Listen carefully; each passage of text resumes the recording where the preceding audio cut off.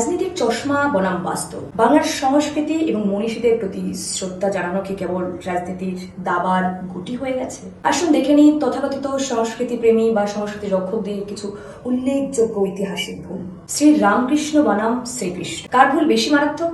প্রধানমন্ত্রী শ্রী রামকৃষ্ণ দেবকে শ্রদ্ধা জানাতে গিয়ে স্বামী বিশেষণ শব্দটি ব্যবহার করেছেন। এটি হয়তো পারিভাষিক ভুল, কিন্তু বাংলার মুখ্যমন্ত্রী যখন জনসভায় দাঁড়িয়ে পরমাংশ দেবকে সরাসরি শ্রীকৃষ্ণ পরমাংশ দেব বলে সম্বোধন করেন, তখন সেটা কি কেবল অনিচ্ছাকৃত ভুল? অবতার বরিষ্ঠকে ভগবান শ্রীকৃষ্ণের সাথে গুলিয়ে ফেলা হলো, কিবা গুলিয়ে ফেলা বাংলার ঐতিহ্যকে অপমান করা নয়? মনীষীদের নাম ও ইতিহাসের বিকৃতি। বাংলার নবজাগরণের প্রাণপুরুষদের নিয়ে শাসক দলের নেতাদের মুখে প্রায় অদ্ভুত অদ্ভুত সব তথ্য শোনা যায়।